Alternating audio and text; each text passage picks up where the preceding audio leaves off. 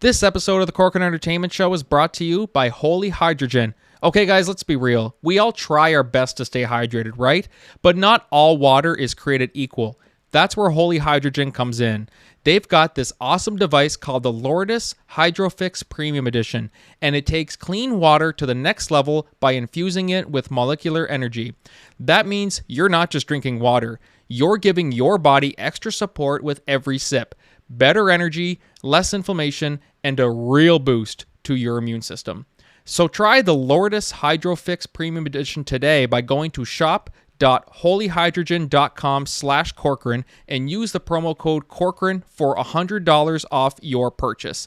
Again, that's shop.holyhydrogen.com/Corcoran and use the promo code Corcoran at checkout. Stay hydrated and stay healthy. Hey, what's going on, everybody? Welcome to the Corcoran Entertainment Show. I'm your host, Frankie Corcoran. Don't know if I sound sick or not. I'm not sick. It's just, I don't know, that time of year, people are losing their voices and everything, and they hear me, and they're like, oh, you're sick. Something in my throat there. Before we start the show today, I just want to give a little plug for an event that's going on this weekend. So at the time of this recording, there are still tickets available for the Saturday show.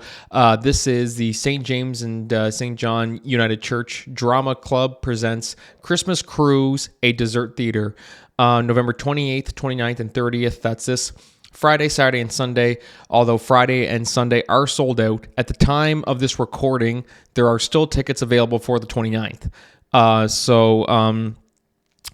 This is basically your chance right now. If you want to come see this very fun show that I'm very excited to be part of, go to Dickinson's Pharmacy or the United Church office.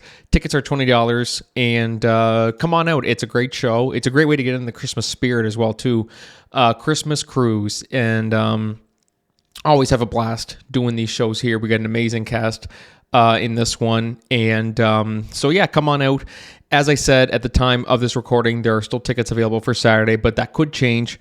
So if you're listening to this and you want tickets and you're unsure, maybe best bet would be just get on that ASAP. That's the best solution to that. So yeah, guys, hope everybody's having a good year, all that good stuff. We are getting close to Christmas time now, and the end of another season of the Corcoran Entertainment Show. We have our season finale. We always do our season finales on the 24th, so on Christmas Eve we always do it, and then we're back in the new year. We take a little break for New Year's, and then we come back in January. So yeah, very excited, to be doing the podcast again for another year too. Hopefully more if things go well. So thank you guys as always for listening to the show. If you like the episode, just give us a nice little review, rating, all that stuff. Always helps let me know that you guys are enjoying it and keeps it going. So so moving on with the show today, guys. I'm very excited about our guest today. She is a lifestyle and comedy content creator who has captured the attention of audiences across both Instagram and TikTok. Jessi Sims. Great conversation we had with her. Talk about a lot of different things, navigating your 20s, content creation, and it was a lot of fun. She was just a delight to chat with. Thank you, Jessi, for coming on. And guys, be sure to go check her out on Instagram, TikTok, and go support her. Give her a follow, like her videos, and all that stuff. So, so thank you again to Jessi for coming on. Later in the show, I want to give my thoughts on will Trailer Park Boys. We of course have the whole situation that's going on with Mike Smith, Bubbles. Can the show survive without him?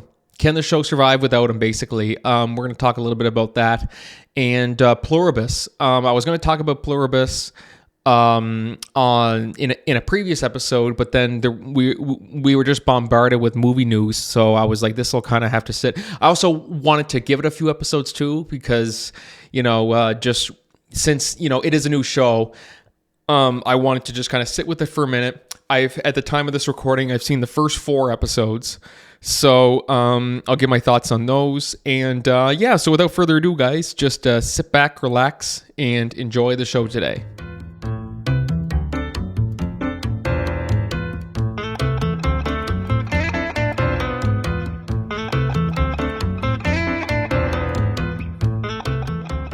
All right. Hey, what's going on, everybody? Welcome back to the Corcoran Entertainment Show. I'm your host, Frankie Corcoran, and today I'm joined by lifestyle and comedy content creator. She's got over 1 million hits across all of her platforms, TikTok, Instagram, you name it. She's got it. Very excited to have her on here today. Jessi Sims. Jessi, how are you today? I am so great. Thank you so much for having me. Yes, it's my pleasure. And I was just talking to you before we started that it's 8 o'clock where you are right now, and so I checked with the I said I hope hopefully I didn't wake you up, and you're an early riser. I You say, am. which is good. Is that something you've always been an early riser? Um, it's something that I wanted to be. I needed to work on. So I would say like 6 years ago, I like forced myself to become an early riser. I'm like, no, I'm getting up at 8 a.m. every day. And then now I get up around like 6 and it's been great. Well, it's good because even some days like yesterday actually there was nothing going on. It was a holiday, Remembrance Day, and so and yes, people, we are recording this a few weeks in advance. They're like, wait, that wasn't yesterday. But so it was funny that I woke up around 10 o'clock. I felt so bad. I'm the type of person nowadays that if I sleep in, I'm like, what am I doing with my life? I need to get my Yeah. shit together. I'm that type of person. Are you like that as well too, or? Yeah, I feel the same way. If I'm not sick, I can't allow myself to sleep in past 9 unless it's like a weekend and I need to catch up on sleep. Otherwise, I feel really bad. Well, yeah, well, sleep's important. We always forget that sometimes, and I think that's something that we always try to improve. We always say like it's kind of like someone saying, "I'm gonna go on a diet. I'm gonna eat better," and then very next day they're like, "All right, good day. I'm going to McDonald's for supper." It's like, okay, you're kind of just I'll that start that tomorrow. yeah, exactly. I'll try tomorrow. And then in 10 years from now, you're supersize me and you're like, oh, shit, I'm 10 years too late. Mm. But no, it happens. We're all human. Things like that happen. But, I was kind of curious. So first off, guys, be sure to go check out uh, everything that Jesse's done on TikTok, Instagram. It's on YouTube as well, too, right? Your work is on YouTube? YouTube Shorts as well, yes. Okay, right on. I'm kind of curious. What would you consider like the day in life of a content creator? I'm always kind of interested because people have different ways of it. They like some of them. They're like, I have a very specific schedule. Get up at this time, almost like an 8 to 5. But for you, how do you kind of do it? Is it kind of just if an idea hits you, turn on the camera, or how do you kind of go about it? It's definitely different for everyone, and I feel like there are different personality types. There are more people that are type A and type B, to where they have to have a schedule, or they are more um, just free with it, I would say. I also have another job. I have a day job, so that is more of my set schedule. So I work content around that. So it's like I work two jobs. I think lately, because I've been wanting to make a mental shift in my niche, everything has been kind of as I have the idea, like I'll be getting my nails done or getting coffee, and I'll be like, oh my goodness, this is like such a cool video idea. So I'll film it really quick. Or yesterday, I got a juice from Whole Foods and I got in my car and I was looking at it. I'm like, oh my gosh, it matches my nails. So I made a video about that and it was really funny. I think for me, recently, it's been kind of as my day goes on, finding these ideas. There are some ideas that I'm like planning that I want to do. I also have some content friends, so if we get like dinner, I'll be like, okay, here's a list of things that I want to get done. They also have a list. It's like a content dinner. It's amazing. It's great. But I also want to leave space to be present within those dinners or within my days. Because that is one thing that I really wanted to focus on. I didn't want my life to turn into my job, even though that essentially is what it is.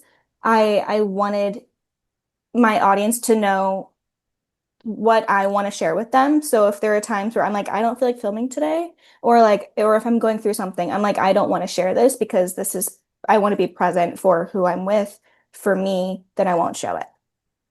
And that's good. Like, do you kind of have this is something that people do now. It's cell phone addictions. Let's be real, people. We all have cell phone addictions. It's funny whenever you hear people saying, "Oh, so and so is always on their phone," and then they're doing this while they're saying that. I'm like, okay, like Hmm. you have one too. So, are you the type of person that you will set aside, like, okay, I'm only limiting myself to an hour of phone time a day or 2 hours? Like, have you kind of set like limits for yourself or? If I really need to, yeah. There are moments where I'm like doom scrolling and I'm like, I have to get off of my phone. There are also moments, especially recently, where I don't set aside time to like get off of my phone or to be on my phone. If I feel like I'm like, I need to be more present, I have a lot of things I need to do. I need to put my phone aside, then I'll do it for however long I need to. It honestly just depends on the day. It depends on how I'm feeling. Um, and sometimes I go like 24 hours without texting my friends back, which they know now where I'm like, I still love you. It's not you, it's me. I need to be off of my phone. I'm like getting overstimulated. So it just depends on the time of day of the week. Honestly, like it's kind of just all over the place. Like I feel like recently, because I've been needing to focus more on sleep because I haven't been getting enough sleep, I've been choosing to stay off of my phone. So it just depends on the state of life I'm in that moment. But then when you're staring at a phone screen for, a long period of time or at a computer, I even find nowadays sometimes I get migraines. I'm starting Hmm. to notice now too. I never did before, but then I'll go to bed and I'm just like, oh my God, like I'm like I haven't drank in 5 years, but like I feel like I'm hungover or something like that. And Yeah. so then I'm kind of like I gotta distance myself a little bit, maybe just, focus on getting some sleep or whatever the Yeah. case may be. Like I'm trying to make that a priority now is self-care because it's something that we take for granted, especially Hmm. nowadays where we're always just go go go, and also with today's technology and TikTok and everything like that.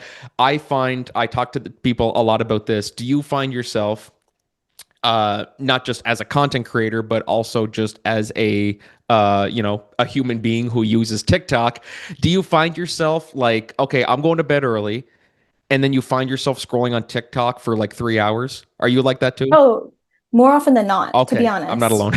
Yeah, and then I look at the time, I'm like, oh, I should really go to sleep. And then I'm like, after this video, next thing you know, I'm 20 videos deep, and I'm like, oh, okay. So yeah, I am a doom scroller. And sometimes I like to use the excuse of like I'm getting content ideas, but other times I'm just a viewer. I'm like, that is funny. I want to see that. That is cute. Oh, I really like that recipe. And next thing you know, it's like 4 hours later, I'm like, oh my gosh, I have to get off. Yeah, that's the word. But at least you're able to catch yourself now. Like some people Yeah. just cannot. And like I'm sure there's some people, you see when they're posting stuff and it's like 3 in the morning, 4 in the morning, and I'm like, shouldn't you be sleeping? Don't you have like work tomorrow or something like that? And so then it's really really, I get it. For some people it's hard to, Hmm. it's kind of like coffee. I've limited myself to one coffee a day, as Oof. opposed to I used to have like three a day, and that's been a big thing. You're a big coffee drinker too, right? Yeah, I'm in like the three a day. Yeah. I've limited myself to milligrams. So, because I also drink some energy drinks if I like go work out, but then sometimes I want to have a cup of coffee in the morning. I need to have like an afternoon cup of coffee where I hit that slump. So I've limited myself to milligrams where I'm like, I'm only giving myself maximum 400, which is a lot, but I've kind of like worked my way up, to be honest, and I'm not really proud of it. So I always try to get a little bit less than that. If I'm running off of like no sleep, 500 is the max I'll go. And then I'll limit myself to a time. So like past 2 p.m., I'm not having coffee. I'm not having any caffeine. So it just depends on how much sleep I've had. Yeah, and that's ultimately, at least you're able to see that. I really like that, is that you're able to see. I don't have I didn't get much sleep last night. I feel like shit. I'm cranky. I'm snapping at people. I need to just focus on me. You know what I mean? Like Hmm. that's a big thing because that's something that people similar to the phone addictions, that people Hmm. say that they someone could say I don't have a phone addiction, meanwhile they're scrolling through their phone. You have people saying, oh, they shouldn't talk to people like that, and meanwhile they're the ones who are snappy and yelling at people.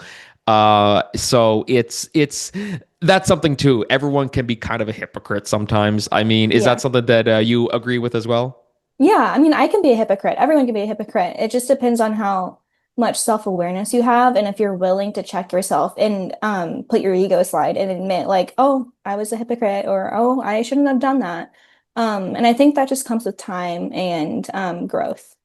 Yeah, no, exactly. And like you said, having the self-awareness to notice that, and and that's something I kind of had to learn whenever I was like, I'm getting jittery. I'm getting too jittery. I gotta cut back on the coffee a little bit, one a day, maybe treat myself on the weekend. Mm, And that's all being human. We're all gonna have days where we're like, I'm just gonna cheat today, and then I'm gonna cheat again tomorrow, and then I'm gonna cheat again the next day. Okay, I gotta get back to it. So, as you said, just being self-aware.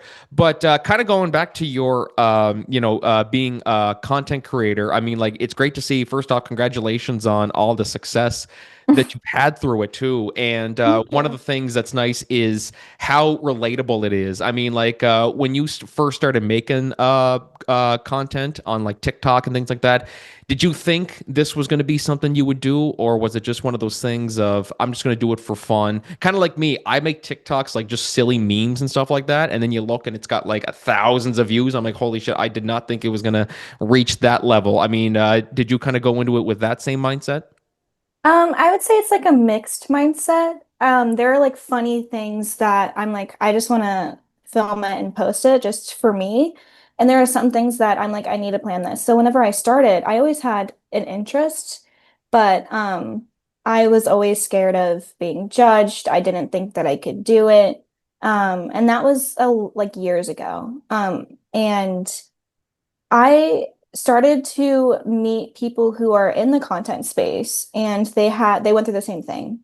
So I was like, okay, I need to do this for myself. If I get judged, I get judged. I need to focus on what I want to do because this could turn into something. You have to prepare for everything. So I kind of started doing things that I enjoyed watching, but looking back, you could see as a viewer that I was not trying too hard. I just wasn't being myself. And I was like worried too much about how I was being perceived. Now and recently, I would say like starting this past year, I I kind of just was like, if people don't like me, that's okay. I like me. I want to be myself in these videos. So I started posting random things. I actually I made it a thing for myself to not wear makeup in every single video for myself so I could feel better about like, hey, some days are just not good and that's okay. Some days I don't want to wear makeup and that's okay. Um, as for the videos that went viral, those were the videos kind of like you were like, I like it. I'm not planning on posting this, but might as well I might as well post it. I might as well push the post button. And then next thing you know, they're going viral. And that's kind of how it is with other people too. I noticed they're like, I did not mean to go viral with that. But hi guys, here I am. That is not what I usually post, but I guess you guys like it because I am myself. So it's it's a mix.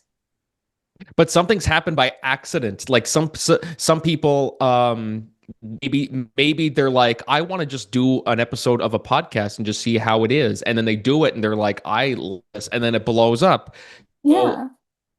things that just kind of happened by accident, and so it's funny when people say it's always wanted to do. You're just like, something I want, yes, but is it something that I thought would happen? No, like it's kind of a mixed bag type of thing, and so it really just a matter of uh you know just kind of throwing shit at the wall and seeing what sticks. Hmm. I find it is anyway. Yeah. And so that's how a lot of content creators started. I mean, do people come to you asking for advice, and like when you were starting out, how were you, how did you do this and how did you do that? And you're just like, I don't know. Is that kind of how you started? Yeah, there are people that come up to me that I see in person and they talk to me about like certain videos that they really like. And it's always for me, I'm like taking note because I'm like, what does my audience like? Because I know what they say online, but sometimes they can be either really nice or not really nice online. I'm like, I want like you to tell me to my face which videos you like, but I never want to ask. So I love it when people come up to me and they're like, I love that one video. Because now I know I'm like, okay, I need to focus more on videos like that because I'm kind of all over the place right now. Um, but yeah, to be honest, everything has been very serendipitous, and I am very grateful because this is just something. It started out as a hobby, and now I can kind of see the light at the end of the tunnel where I'm like, I could really turn this into a career. I could become really successful at this. And now, like internally, I'm putting in more effort and I feel better about myself. I feel better about what I want to do with my life. So everything's been really great, very serendipitous. And very happy to see that too. I mean, Yeah. because content creation, it's not one of those careers that you can go into like I want to be a nurse and there's going to be lots of opportunities, or I want to be a carpenter or a plumber. Content creation is very different from something that you can say that you want to do. People, it could take years. Some people don't. They can try for as long as they want, and it still doesn't, amount to anything. But as I kind of said, it's kind of just like throwing shit at the wall and seeing what sticks. Hmm. If this works out, it works out. If it doesn't, I would still do it for fun. Even if your content creation didn't blow up, do you think you would still be doing it even just for fun, even if you weren't making money off it? I, yeah, I definitely think so. Probably not as consistently. If anything, I would still probably be trying to do it as a career. Um, because I have such an interest in it. So I think it would have definitely I definitely would have still been posting, probably just not as consistently. And that's good because I know of some people like want to be a musician, and then for whatever reason that kind of falls flat, it doesn't work out, and they just stop playing, period. Like they don't, not even for fun, not even around a campfire with their friends, like they just will not do it at all. I'm like, okay, that's interesting. I mean, um so for some people I guess it's different. But how are you with people on the internet? I mean, obviously you're putting yourself out there. People will say all kinds of stuff. It's kind of funny. Yesterday, I read a comment on. I did a podcast with Richard Wilmore. If you're listening to this, so in one of the shorts, it was he asked who my dream guest would be, and I said my dream guest is Bryan Cranston to have on the podcast, and I said it's a dream guest. Obviously, it's not going to happen, but and then I looked at the comments on one of the on it, and it said, yeah, like Bryan Cranston, whatever, want to appear on this so-called podcast.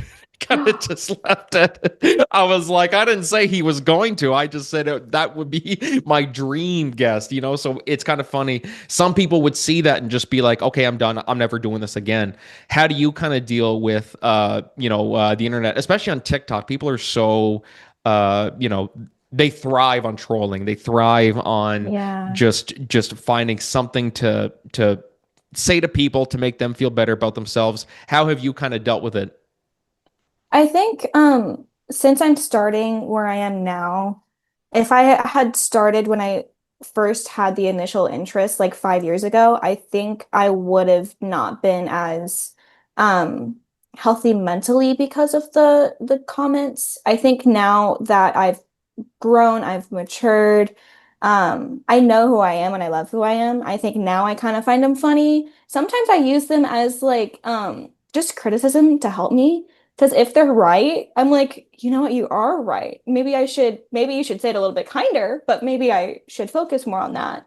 But to be honest, I think most of the comments that aren't so nice, they're not there's like a facade. There's like a wall that they're not really like looking through because they just want to hear what they want to hear. They want to see what they want to see. And I'm like, are you not watching the entire video? Or do you not understand that this could be satire? Do you not um, understand what I'm trying to say? And then I kind of clock myself. I'm like, am I not portraying what I'm wanting to express as clearly? So I think a lot of it I could just use as like constructive criticism. If they're not constructive and they're just criticism, I usually find it funny. I'm just like, that is so funny. And next thing you know, I'm like, well, you're helping me with my engagement on this video. I really try to find the silver lining. If I do, I foresee myself getting hurt in the future by certain comments because I'm human. And I think whenever that time comes, that will be the time where I'm like, I'm gonna get off of my phone for the rest of the day because my focus on is like on me, on what I want to express, what I want to portray, how I'm feeling. And if I'm not feeling good because of something someone said, that's on me. Yeah, they said it, but now it's my responsibility moving forward to deal with it and heal from it. Yeah, exactly. Or if somebody offers you harsh constructive criticism, but you're like, okay, I see where they're coming from. And like you said, I just wish they would have said it nicer. Like, Hmm. this content's shit. You need to focus on this. It's like, okay, I mean, I'm proud of the content. I get what you're saying. Maybe I should focus on that stuff, but to say that it's shit, it's just like, okay, come on. Like, like I'm all open. Like, if people will be be they'll be willing to see both sides of it. Like, they'll be able to say, okay, I didn't like it, this is why, instead of just I hated it because I hated it. It's like, okay, that's one Yeah. way to go about it. So it's always, but that's something that you won't get from people a lot. Like, people, if they hate something, they'll tell you, but then also if they hate something, they will just not tell you why. They'll just say they hated it. It's like, okay, maybe it's, that's your opinion. It's fine. Hmm. And you can't sway their decision. Like, if that's how they feel, that's how they feel. And, just move on, try to do the best you can. But and like we were saying, like, it really just depends on how you go about it. Like, if you are gonna quit because of it. I said this one time to somebody. I was showing them this video of, he's a pretty big TikToker. His name, why can't I think of his name? You might know who it is. Landon. He makes these real funny. Yeah, I'm probably like narrowing it down very badly, but basically, Maybe. he made this video. It was, if content creators listen to all the people who, or if content creators listen to all the comments, and he's just like, hey buddy, like, where's your channel? Oh, I deleted it because someone told me to delete it. Well, why? Well, yeah, I was just listening to the comments, and it's just like, no, no, yeah, that's not how you do it, So I can't remember his name. It'll probably come to me after I finish this. But Probably. are you, when you were starting out, did you kind of listen to every single comment or advice someone gave you? Like, try it this way, okay, do it that way, and then people will still complain about it. Like, how do you kind of balance that out? Um, I would take it into consideration, depending on how kind they were. If someone was like, let's say I was doing a get ready with me and I was doing my makeup and someone was like, oh, you should try changing your technique to this. I'm like, oh, that's great. I'm going to try that. If it works for me, great. If it doesn't work for me, still great. If they're rude and they're like, I don't like this, I feel this certain way about you, I kind of look at it and I just scoff. I'm like, "Pff, okay." And I move on about my day because in my mind, I'm like, yeah, they're taking the time to put that hate out there. But I'm like, they're probably going, after they press send, they're probably going on about their day and they're forgetting about it. Meanwhile, I could be standing here or sitting here the entire day thinking about that one comment, and now my whole day is ruined because of my reaction to something someone said. So I'm like, if they're putting no thought, no effort into it and going on about their day after they're commenting, I need to do the same thing. I need to read it. If I want to have a quick reaction, I can have a quick reaction, but then I need to go on about my day because that is not healthy if I choose to like sit in it. Yeah, and that's the hard part, because you look at that and it just sits with you, you know, like, Yeah. and it's like, I get it. I mean, like that is especially something that you work so hard on. And then if somebody were to say that, it's kind of like, okay, I get what they're saying, you know, could they have gone about it nicer? Yes, but that's just going to be stuck in your head. And that's a good way to be like, I just need a break from social media, which is one of the things someone's, this is a question that, you know, I get asked a lot.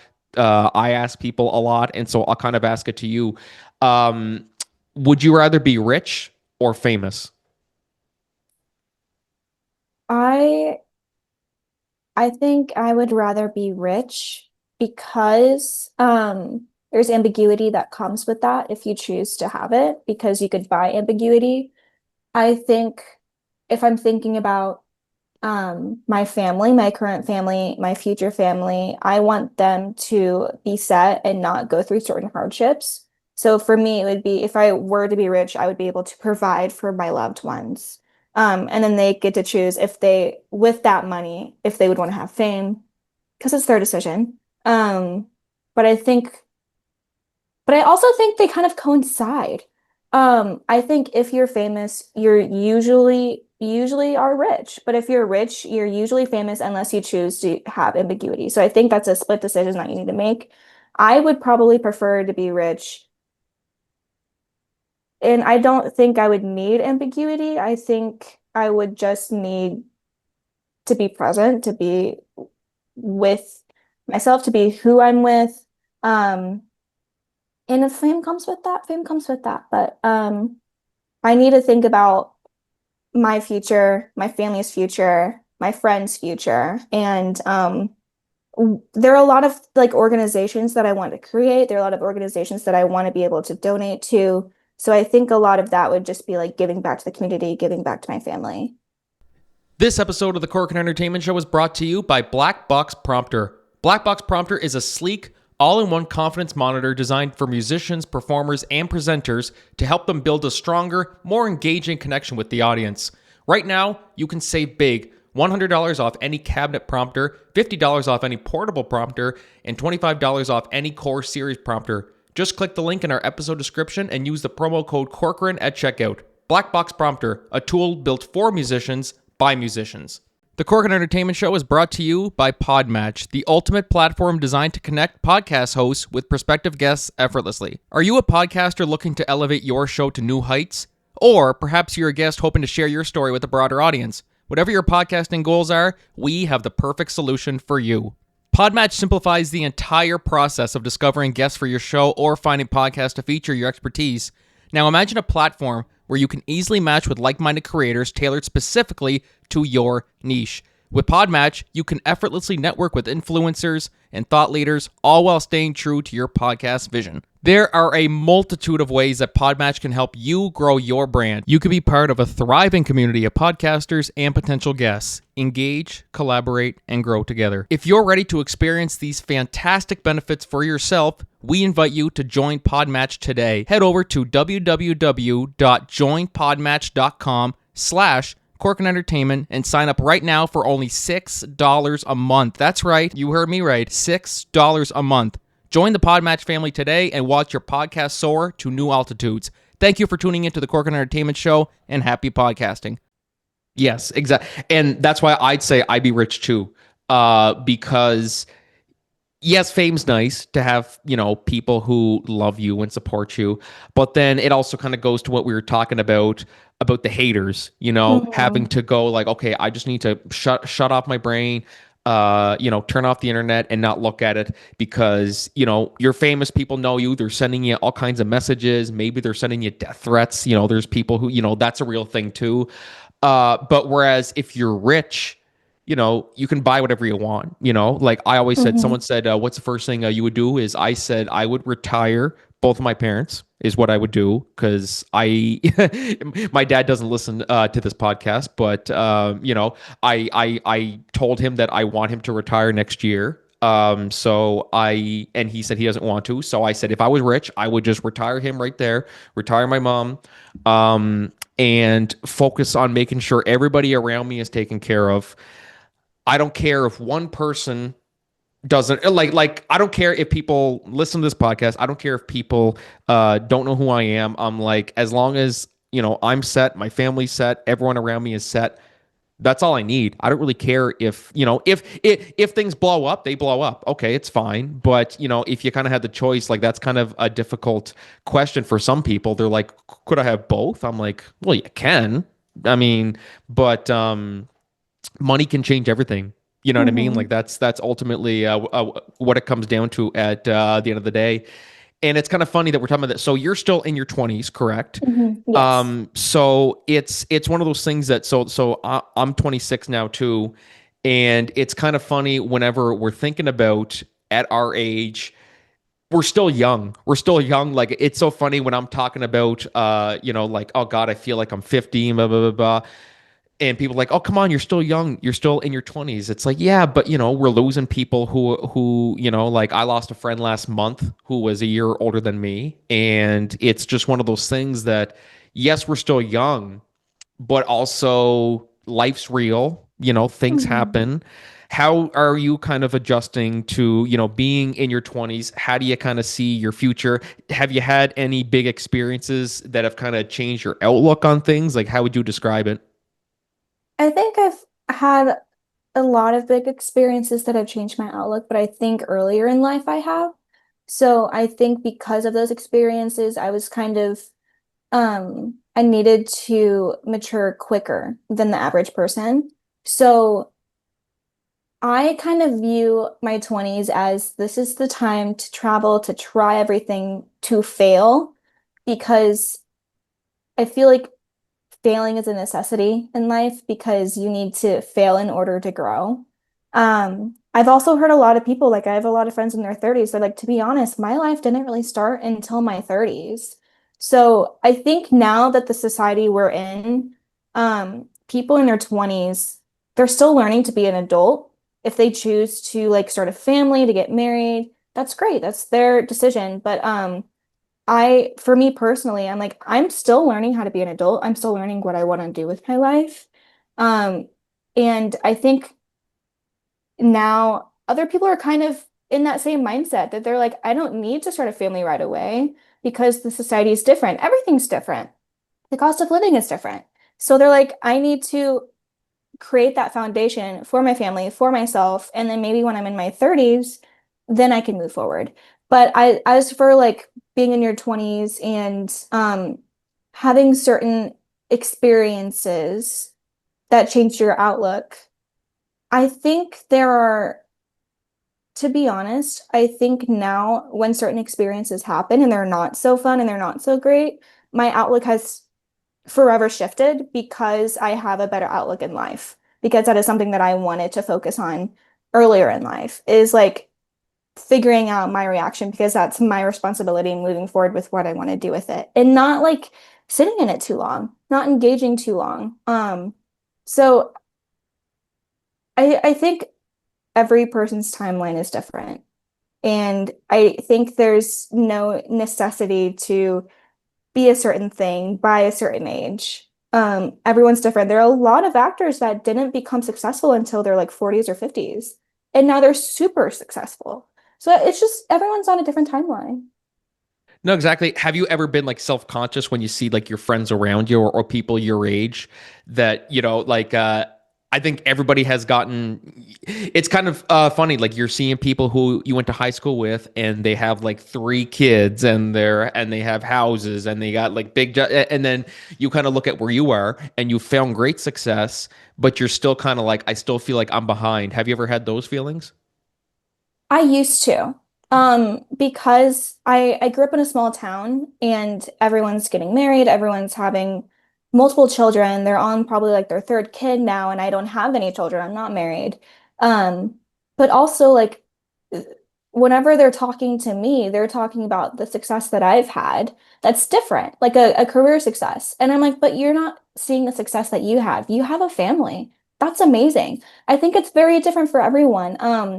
I think personally, I want to be an older mom, so I'm not necessarily upset that I'm not a mom right now. I think there's still some time. I think personally, in order for me to be the mom that I want to be, I'm not where I need to be right now. So I need to work towards that person. But then I look at like the people that I went to school with and they're starting families and they're amazing parents.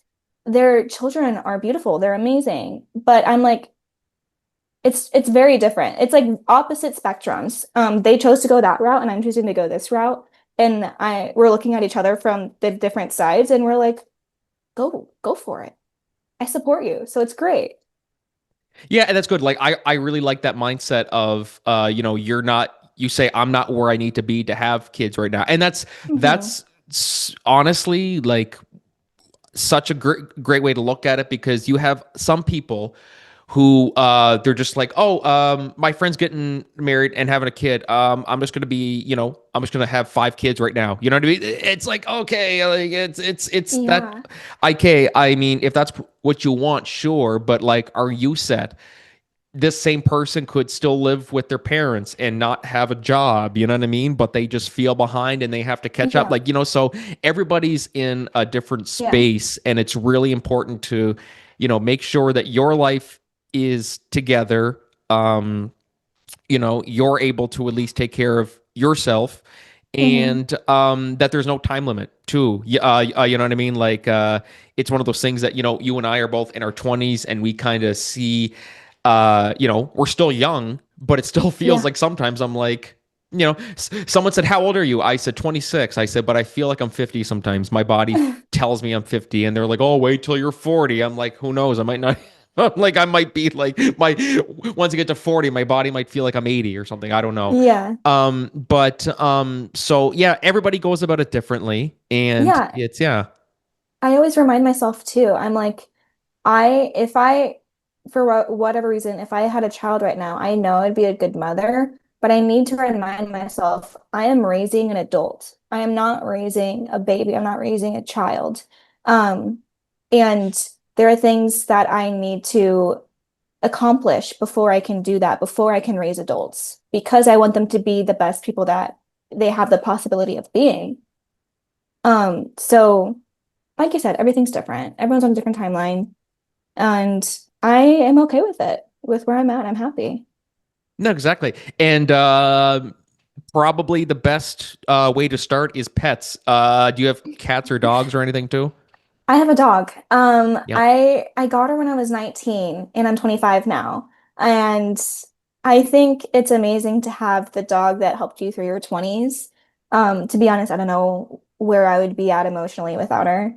She is my rock. She's amazing. I love her so much. Before you got the dog, did you realize how therapeutic they are? Like, obviously, dogs, it's like unconditional love, but did you really understand it before you got the dog? And then you're just like, I can't believe, like, I've always liked dogs, but you're like, I didn't know how therapeutic they really are. They're so therapeutic. I think whenever I got her, I wasn't in the best place mentally or emotionally. I was going through a lot of change. That's a hard age to experience. I when I did get her, I was very impulsive. But she kind of chose me, to be honest. Like it was an impulsive decision for me to look at shelters. But whenever I saw her, she's like, I'm coming home with you. And I remember walking out after like signing the papers. I was like, I have no idea what I'm doing, but it looks like you know what you're doing, so I'm gonna go with it. And here we are 6 years later, and the best decision I've ever made. She's so therapeutic.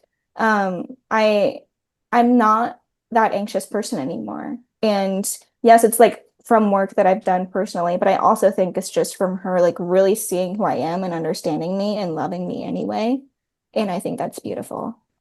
And they can sense too when you're stressed and when you're Yeah. sad and stuff. What kind of dog is it? She's an Australian cattle dog mix. Oh, that's a nice one. Maybe I Those are could nice. Sage, Here's Sage. Oh, here we go. Sage is making a guest Sage, appearance. come here. I think she's sleeping. Sage Sims, Oh, everybody. Sage Sims. Sage Sage, Sims. come here. Come here. Oh, she's getting up. Oh, there we go. Come here, my love. She's just like, fuck. Come here. She was dead asleep. She got up. She's like, come here. He's like, Jesus, what do you want? Here she Oh is. my God, look at that. Jessie. Look at that. Hello. Yeah. No, she's just, oh yeah, no, she probably can't. She doesn't understand screens either. I think it's so funny. Here. Here, There we say, go. hey, hello, Hi, hello, my love. hello. No, she's just like, I don't care who that guy is. She's like, Mom, I don't know why you're here. I don't know why you're talking to this screen that I can't recognize. She just doesn't understand screens. I'll be like FaceTiming my niece who's like 2, and she's like, Hi, Sage. And Sage is just like, it's so funny. But they hear voices too, because every time my dad calls me and my dog's next to me, I'll put him on speakerphone, and my dad will be on there. He'll go, "What's going on?" And my dog just goes, "What? Where is he? Where's he come from?" You know. Yeah. And then I'm like, "Here he is, right here." And then he's just like, "Hello, hello, Ozzy," and he's just like he's sniffing the screen. He's like, I hear that, but where the hell is it coming from? You know, like Yeah. they're so freaking smart. And so you got her what 2019? So she'd be 6 now, or She's 7. I got her when she was 1. She's a rescue.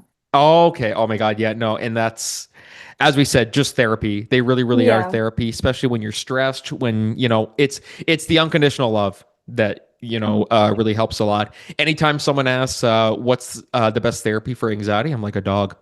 A dog, some sort of animal, a cat too, if you're more of a cat person. I think you have to find, because I grew up with cats and they're, some of them are like really cuddly, but some of them have the cat personality where they're like, I don't want love right now. So I think Yeah. it depends on the personality. No, exactly. Some of them are, yeah, that's so true. They're just like, I don't really care. Just I give me do my love litter cats box and though. my Yeah. food, and I'll be fine. Yeah. So we kind of got off talking about dogs, but I mean, that's what I love about podcasts is that we're not under any time constraints. But this has been great, Jessi. It really has, and congratulations, really, on all of your success. Oh, Where could thank people you. find you on social media and things like that? You can find me, my username is JESSIISIMS, Jessie Sims. Jessi Sims, perfect. So yeah, guys, be sure to go check her out. TikTok, Instagram, all that stuff. She's there. Jessi, thank you so much for taking the time, and definitely let's stay in touch and do this again because I mean, like, Yeah. I think you're honestly the first content creator I've had on the show.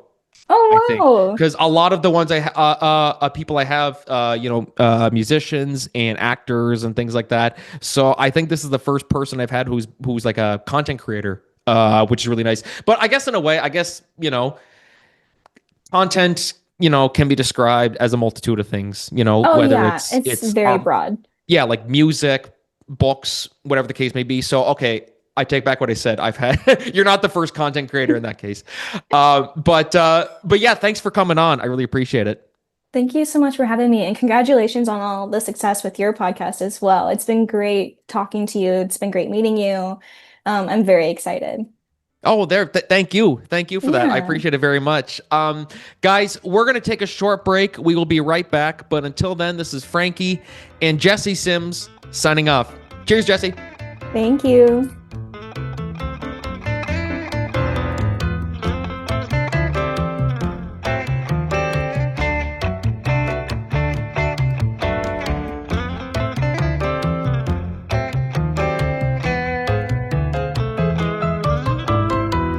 Hey everybody, what's going on? Welcome back to the Corkin Entertainment Show. That was me and Jessi Sims. Guys, be sure to go follow Jessi on social media, Instagram, TikTok, and be sure to keep up to date with all the stuff she does. So thank you, Jessi, for coming on. I really appreciate it. So moving on with our solo segments today. The first one that I want to touch on is talking a little bit about probably one of my favorite shows, one of the funniest shows, hands down. I think that right there is something everybody can agree on. Trailer Park Boys is probably one of the funniest shows there is. And you can say that it's subjective or whatever the case may be, but in my opinion, I think it has to be in the conversation. So basically, I'm sure everybody has heard about this. If you didn't hear about this, so Mike Smith, who of course plays Bubbles, was charged with sexual assault for a incident that occurred back in 2017. Now, I want to make something clear before I start talking about this, is that I don't care, or not that I don't care, but I'm not here to talk about are the accusations correct or allegations, whatever the case may be. I'm not here to talk about that. That's all, I don't have opinions on it. It's just he was charged. I'm just here to talk about what the future of the show is without him there. I'm not here to take sides or anything like that. Obviously, it's a terrible situation, the fact that this is happening. And but I'm not going to say I think that person was jealous, because I'm seeing people go back and forth on like subreddits and things like that. The victim is just trying to get attention, this and that. It's like, guys, we don't know the details. We can't just put aside our feelings, we can't let our opinions or just because we love Bubbles and this and that, just because of that, we can't let that cloud what's going on. So just wanted to throw that out there. But so basically, yeah, that's the whole situation. I'm not going to go in depth of what I think about who's right, who's wrong. It's a terrible situation, but the thing that I'm here to talk about is the news that, of course, the Trailer Park Boys social medias, they went on and they put out a statement basically saying that they're aware of, actually, I'm going to find that right now. It was a statement from the official Trailer Park Boys Facebook and Instagram. And so basically, this is what the post says. We are aware of the allegation concerning Mike Smith dating back to 2017 and take such matters seriously.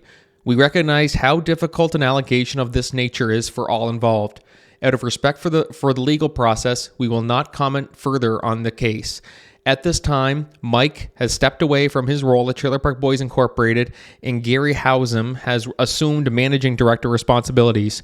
We remain focused on delivering the long-awaited 13th season for our fans. And then that's from Trailer Park Boys Incorporated. So yeah, they basically have started a basically turned SwearNet into like Trailer Park Boys Plus. It's like the new streaming service, and that's what the new season, which is coming out next year, is going to be streaming on. So basically, what does this mean for Trailer Park Boys, really? Because they don't say at all. All they say is that he stepped away from Trailer Park Boys Incorporated, which basically means he's done. Basically, that's basically what I took from it. I know some people say, "Oh, but once it's funny." People say once he's cleared of the allegations. Here's the thing: these aren't even allegations. He was charged. Like, that's one of those things. Like, we're just saying, like, you know what I mean? Like, it's there's no other way to say it. So people saying when he's free of this and when he's cleared, it's like, guys, he might not be cleared. You know what I mean? Like, that's just the one thing that we got to prepare for, is that he may not be cleared of this. So that's why I'm basically here to talk about if things don't work in his favor and he doesn't come back to Trailer Park Boys, what is this going to mean for Trailer Park Boys? What is this going to mean for the future of the show? There's a few different ways to look at this. Number one of the options is they just simply don't continue it. They kind of just realize that without Bubbles, there's not really Trailer Park Boy. Like, this is the thing. I know many people were saying that, because this was the first thought I had when, of course, we lost John Dunsworth, Leahy. We just said they might as well just end it, because we're like, I don't see the show surviving this. I mean, they lost lots of people over the years: Ray, J-Rock, Lucy, Trevor, so Phil Collins. So they've lost a lot of their actors over the years. And so I think, like, they were barely able to stay afloat after Leahy died. To me, I'm like, that was such a big blow, losing John Dunsworth, of course. So part of me was like, I don't think that they can continue without him. And then, of course, we saw the jail show. We saw Standing on the Shoulders of Kitties, the new movie that came out last year. And I really enjoyed both of them.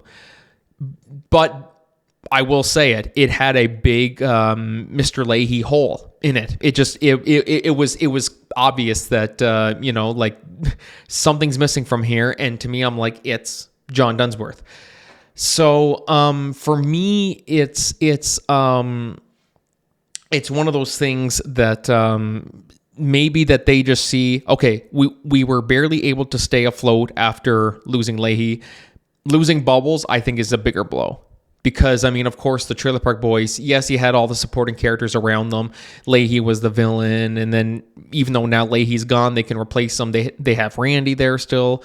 So they're able to make it work. But, I mean, if you're doing Trailer Park Boys and the three Trailer Park Boys, like the three main guys, Ricky, Julian, and Bubbles, you lose one of them. Yeah, can it really go on? It's, that's one of those situations. So that's the first option, is that they're just going to say, without Bubbles, we might as well just end the show right here. We'll do season 13 and then call it quits.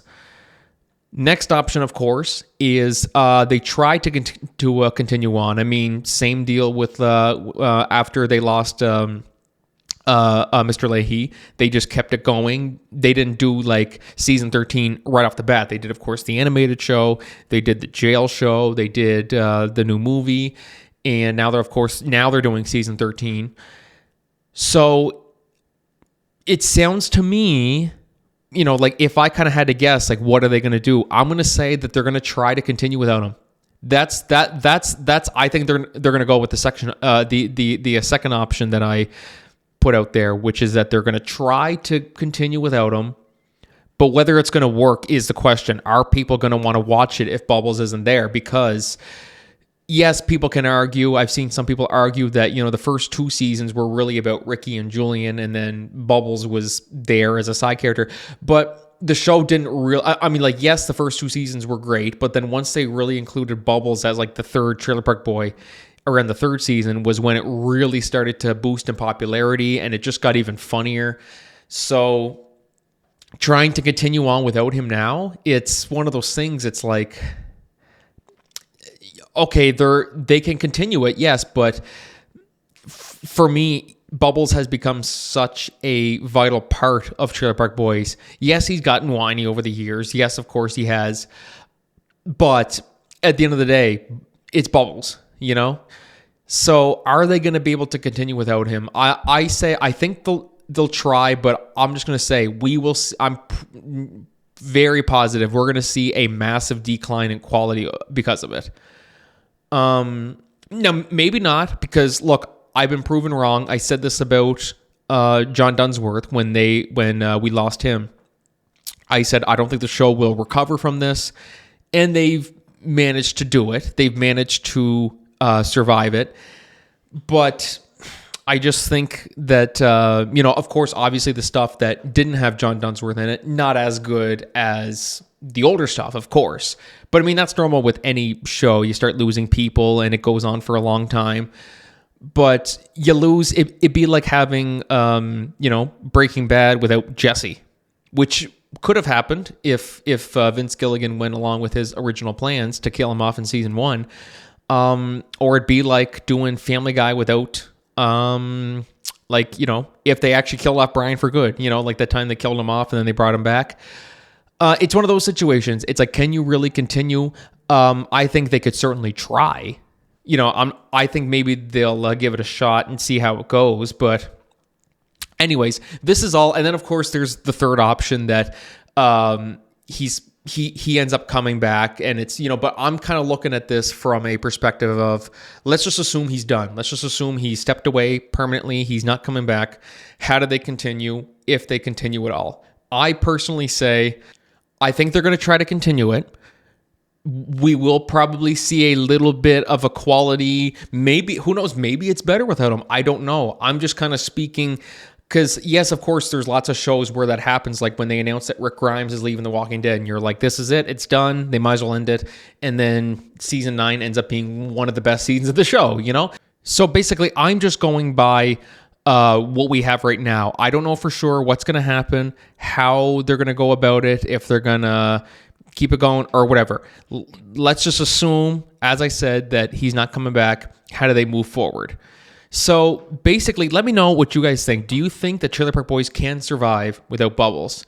I personally don't think it can. I think they'll try. I hope I'm proven wrong, but it's kind of too soon to tell. So let's give it some time and sit on it and see what'll come of it. But definitely be sure to let me know what you think on social media and all that stuff. And so our last solo discussion topic today is going to be talking about a show that I've been looking forward to for a long time.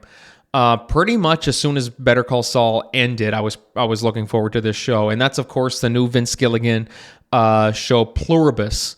So that's on Apple TV Plus. The first 4 episodes are out now, and be sure to go check it out for sure to see what Vince Gilligan has been cooking up. Same guy, of course, the creator of Breaking Bad and co-creator of Better Call Saul. And so this is his brand new series. It's set in Albuquerque. It has nothing to do with Breaking Bad or Better Call Saul. Yes, it's set in Albuquerque. Yes, it has one of the same actresses in it, Ray Seahorn, as the star, but it has nothing to do with Breaking Bad. So it's it's also a completely different genre too. So went from crime drama to science fiction, sci-fi thriller. So I've seen the first 4 episodes of the show. This was probably like one of my most anticipated shows of the year, or maybe ever. I don't know. I mean, like I was really looking forward to it. The marketing at first didn't really entice me at first.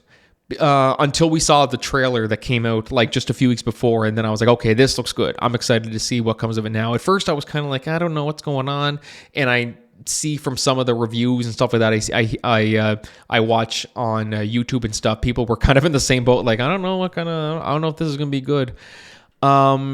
So first 4 episodes came out. Basically, this is just a brief rundown of what Pluribus is about. It's basically about Carol Sturka. She's a romance novelist. She's played by Ray Seahorn. And she finds herself, there's some sort of virus that causes everybody to be happy, basically. And Carol is the only one who is not affected by it at all. Basically kind of sets out in a way to kind of save humanity, finds other people who are also not affected by the virus. And this is what I'll say about it. Some people have said the first episode, they were like, this is the best, like one of the best episodes of TV I've ever seen. I don't think it is. That's not a knock against it at all, because it's really good. This show is really, really good. I know I didn't want to have a bias just because it's Vince Gilligan. I wanted to actually, think honestly, put my feelings aside, because really that man could take a big shit on the screen and people would be like, oh my God, this is the best thing ever. And I probably would too. But I'm just looking at this from my perspective. Was the first episode one of the best TV episodes ever? No. But the first episode was probably my favorite of all the 4. It was just a really strong start. And it's off to a really interesting start too. First off, I just got to say that Ray Seahorn, I think she has to be in some Emmy talks. For sure. I mean, Better Call Saul was one of those situations that it was a crime that she wasn't getting nominated and everything. And so I was very happy to see she eventually got some recognition, got nominated once or twice. I can't remember now. And so this one here for sure, I think she's definitely got to be in some Emmy conversations. So yeah, she was fantastic as always, and didn't expect anything less. The story's really, one thing for sure I'll say is some of the criticisms I've seen of it is that it's too slow, which granted, I will say, yes, it's a bit of a slow burn, but I think when we see how it all comes about, because of course we have season 2 ordered, I think we're gonna look at it more in a positive light. I mean, we look at Breaking Bad, the first couple seasons were a little slower. Let's just be honest here. It was, you look back on it now and it's like 10 out of 10. But in the moment, you're kind of like, okay, this is slower. It's getting more interesting. And then Tuco comes in and everything. I don't want to keep comparing this to Breaking Bad. I'm just kind of, trying to draw similarities. So people who haven't seen Pluribus that are wondering if they should check it out. So as of the first 4 episodes, it is kind of slower. Yes, it's slowly building up. You can tell that each episode, as the story progresses, it's building to something more.